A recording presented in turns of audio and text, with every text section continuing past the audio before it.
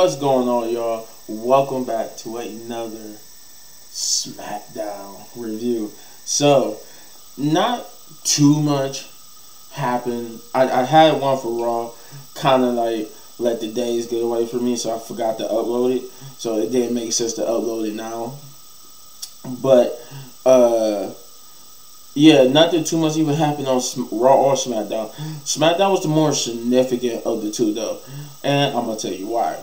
So they started off Smackdown with a Cody Rhodes promo, where he came out, he talked about how he respected Roman Reigns and that he looked forward to seeing Roman Reigns, coming face to face with him on Monday Night Raw and coming face to face with him at WrestleMania.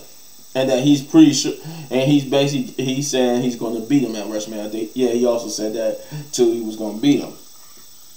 And then he shifts gears. He said, but this is not what I came out here about. He wanted to talk. He didn't want to talk about somebody. He wanted to talk to somebody. And he brought out Kevin Owens, to which Kevin Owens, brilliantly deducted that what Cody Rhodes wanted to talk to him about. But before Kevin Owens could get any words out, Cody Rhodes said, I know what you're going to say, but hold on. There's also another person I want to talk to. And he was like, okay. And of course, it was Sami Zayn. And Rhodes talked about how when he future endeavors in WWE and went and did his little own indies and ended up in AEW, helping start AEW, he said he did it with confidence and like he was confident and basically sure that he was gonna go do big things, but he said in reality he didn't know what to do, how to get there, and he said Kevin Owens was the guy that helped him, and that he's real good friends with both Kevin Owens and Sami Zayn.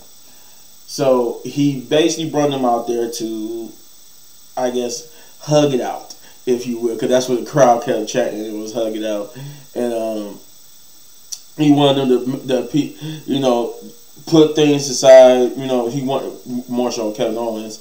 He wanted him to put whatever it is aside and to help take down the ones. They basically planting the seeds for Kevin Owens and Sami Zayn to go up against the Usos at WrestleMania for the titles. And Kevin Owens basically said that that's what he was trying to say before. He heard everything that Sami had to say. He knows what Sami had to say. There's really nothing else Sami could say that would either make sense or make him change his mind. And Sami tried to, he said, he tried to explain himself again. He said, I know that, the things we done to each other is broke. We both betrayed each other. We did things. I understand you don't want to be friends with me no more. I understand that, wholeheartedly. He understands.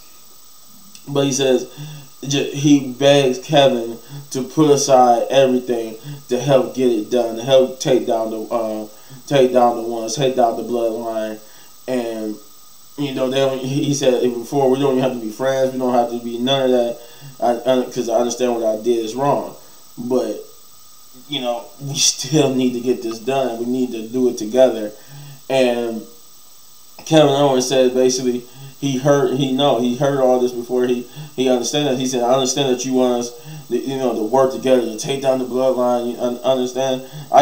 He said he even sees that it's probably could be more beneficial if he teamed up with them to do it. But he said, well, why would he want to work with someone that doesn't even want to be his friend? And he said, and then he turns to Cody and said, I appreciate what you're trying to do, I really do, but yeah, no. And he just gives Cody the mic and leaves.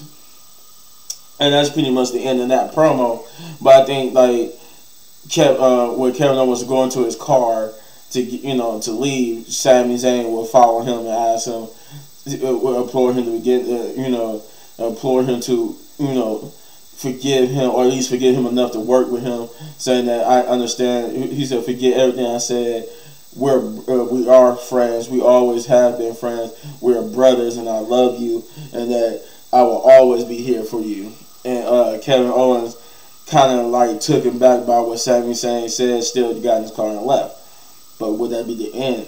Or would that be all that we see of Kevin Owens? Then we finally, after all that, get to the first match of the night, which is Rhea Ripley and Dominic Mysterio of Judgment Day versus Santos Escobar and Zelina Vega. And this was actually a good opening for all of them. This was a good opening match. It did what it needs to kind of sort of get you wrestling wise into the show. Nothing too extravagant, nice moves from both sides, but Rhea Ripley would get the pin victory on Zelina Vega, kind of sort of protecting Santos Escobar while making sure Rhea get the proper push that she getting going towards WrestleMania. Dominic would cut a promo on Rey Mysterio, once again trying to goad him into challenging him to a match. Cause I'm trying to. Was that this one? Yeah. Okay. Yeah. Cause the other one was when it was just Rhea and Charlotte. So yeah. So he tried to go. Rey Mysterio, telling him how much of a deadbeat he is, and pretty much Rey Mysterio said that if it was anybody else that was pretty much a D word and being disgraceful as him and challenged him to a match at WrestleMania, he said he would wholeheartedly take that match and whip their ass at WrestleMania. But because it's Dominic Mysterio and that's his son, he said he's not going to do that because that would be the biggest disgrace of his life to face Dominic Mysterio at WrestleMania and have to, basically wrestle and hit his son. And he said he's not going to do it, not ever. There's nothing he can say or do to make him change that. And he once again taunted Rey Mysterio. We got I think that's when we got that backstage promo with Kevin Owens after that. And then we get to the next match, which is pretty much Raquel Rodriguez. No Paul Heyman or Roman on the show too. But yeah, we get to the. I guess there's going to be some showcases, a men's and a women's showcase at WrestleMania, and this was the first match of that show, the qualifying match for that, which is, I guess it's going to be a tag team showcase for both men and women. And Liv Morgan and Raquel was going up against Emma and Tegan Knox, and this was a straightforward. Good match. It wasn't nothing too special. It wasn't that fun to watch, but it was not bad to just look away either. But it really didn't have no substance to it. It really wasn't like a big story behind it, which is pretty why it kind of felt like, it's like a hit or miss. Like, you don't have to watch this match, but if you want to see who qualifies, you will. And but Raquel and Liv Morgan will win to qualify and go to WrestleMania. There was no, that's in the next one. Yeah, I don't think there was. I can't remember there was all the backstage promos. Well, at least if it was any before or after this. But then we get to Charlotte Flair coming out, and she will cut a promo basically talking about why what's the difference between her and Rhea, and why Rhea failed. I think what she say 3 or so years ago, and why she would fail now. And Rhea came out and basically cut a promo saying that the one thing that irks her about Charlotte Flair is that everybody else in that locker room, and she said men and women in the locker room fear her, and that they stay away from her and fear her. And what ticks her off is that Charlotte Flair doesn't, because she is that damn good to where she doesn't fear Rhea Ripley or would back down for Rhea Ripley. And she said that ticks her off to the point where she's that good. She is a superstar. Because I think Charlotte Flair said something about her being a superstar and Rhea not really not being one. And she basically said she needs to beat her. She needs that title to make herself a superstar in her eyes, because to right that wrong from all those years ago. And and that she will beat the fear into Charlotte. Then Dominic Mysterio basically came on talk smack to Charlotte with Rhea hitting Charlotte with a cheap shot that basically started an epic brawl between the two. And I just said epic because it went on, like, this segment went on for about 15-30 minutes just because of the brawl. And they brawled everywhere from ringside, from in the ring, ringside to in the crowds. But they basically, that's how they basically had them separate. They pulled Charlotte from the crowd and got her back in the ring while they kept Rhea in the crowd separated. And as Charlotte would taunt Rhea with the title. And then we got to another promo, with the backstage promo. Apparently, it was going to be Xavier Woods versus LA Knight, because earlier in the night they were Riddick Moss and Xavier was playing 2K23, and I guess one of the computers was LA Knight. LA Knight like, oh yeah, this probably the only way you could beat up LA Knight in a video game and all that type of stuff, and that Woods basically challenged him to a match to shut him up. Thus we got this, which was a good 5, 6, 7 minute match. Nothing too special. And only thing I take away from this is that I don't like the fact that Xavier actually got a finisher. Which is just the one of roll up finishers, and they actually made it like one of his finishers. Like this roller that everybody does is different when he does it, because people can't. I guess people can't kick out of it when he do it. I'm like, okay, that's weird to have a roll up as your finisher, but okay. But yeah, it was one without the backwoods. That's what they call it. And he actually beat LA Knight with that. We got the main event match of the night. I say match because there was another segment after this, which is Sami versus Drew McIntyre, to determine who was going to go to WrestleMania to face Gunther for the Intercontinental Championship. Now, the match itself was good. The execution just made you wonder, like, what was the point? As this is where we was headed to, and this is what we was going to do anyway, why not just say that last week? And what I mean by that was, remember how last week it ended with both Drew and Sami becoming both basically getting the pinfalls at the same time. So they were supposed to fight each other to determine who, it says they was the two who got the pinfall. They was going to fight each other. Whoever wins goes on to Gunther. Gunther came out of ringside, basically talking to commentary, getting him and Wade Barrett, even having no love for Wade Barrett, and they would actually interfere in the match because the referee was basically about to count to 10, because both Sami and Drew was down, but Gunther stopped the count by getting in the ring, arguing with the ref, saying, no, not like this, don't make those last 2 counts, because we needed to finish the winner, because he said, I'm supposed to have one challenger at WrestleMania. But then Ludwig Kaiser Giovanni would basically attack both Sami and Drew McIntyre, causing a no contest, which is basically another draw. And pretty much Adam Pearce just said, you know what, we were supposed to determine who was going to face you, because you were so adamant about it that it'd be one person. But since you pulled that stunt, it's going to be a triple threat match at WrestleMania for the Intercontinental Championship. I'm like, so why didn't we just do this last week? Instead of having this match this week, you could have said that match could have went to somebody else who needed the screen time, and you just said, oh yeah, it's just going to be a triple threat match at WrestleMania.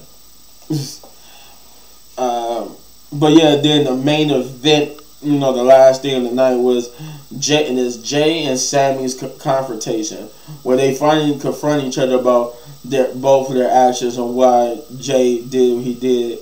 And he told Sami that he never liked him, he never wanted him around his family. He said he thought it was his responsibility to protect his family and do whatever his family needs. He said, you point me and I'll shoot.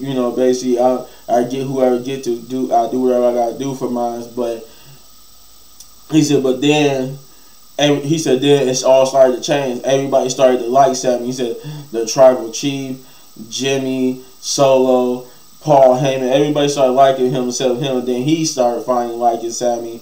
And he said he always kept that guard up, and the one time he let that guard down, and let somebody in, Sami betrays him.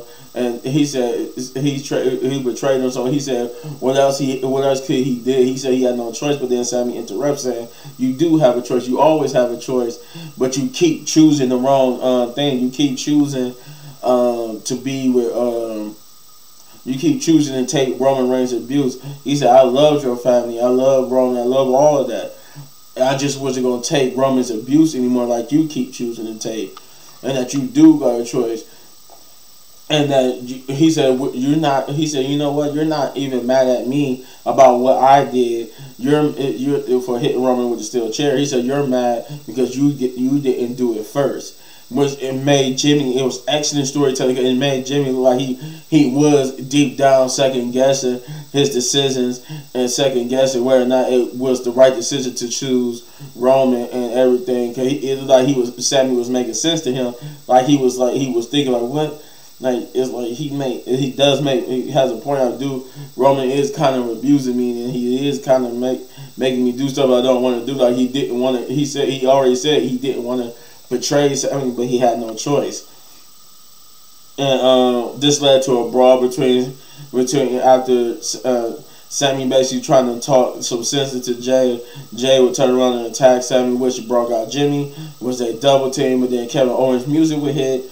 And they was waiting for him to come down the ramp, but he was already in the ring. He fending off both Jay, and I think he hit Jimmy with the stunner and hit Jay. I know he hit Jay with the pop-up powerbomb. I'm just sure I could remember he hit Jay with the stunner. Jimmy with the stunner, but he fending them off, and him and Sami hugged it out to end the show while staring down the bloodline, pretty much confirming that now they really are going to challenge the Usos for the Smackdown and Raw Tag Team Championships, or the Unified Tag Team titles. Overall, not a bad Friday Night Smackdown. I wouldn't say it was the matches was okay. None of the matches was bad, though. I do have a problem. The only problem I have was with any match was the match that was the good match, that was like the best match of the night, which is Sami versus Drew, and it was only because its conclusion meant nothing. And the way they concluded this, we could have just done this last week. I felt like that could have just been done last week, and that last match could have went to somebody who needed the time on TV. But yeah, all the promos was cool. You know, Jay, especially the Jay and Sami promo, it was well deserved of the final spot. But I would give this a 6 out of 10, just because it wasn't a 7. It wasn't a 7, 8, or a 7, 8, 9, or 10. It felt more like a 5 or a 6. But I gave it a 6 because it was slightly above average, so that gets a 6 out of 10. But you let me know in the comments down below what you thought of Friday Night Smackdown. And if you enjoyed this review, you hit this button right there for all of my WWE reviews. And if you enjoyed the video so much, want to support the channel, all you gotta do is hit that like, subscribe, share, hit that notification button, hit that thanks button, hit that join button, and yeah, hit any one of these videos with more of my amazing content. But don't go anywhere because I got some reactions and maybe some more movie reviews coming up. I don't know. We'll see. So, peace.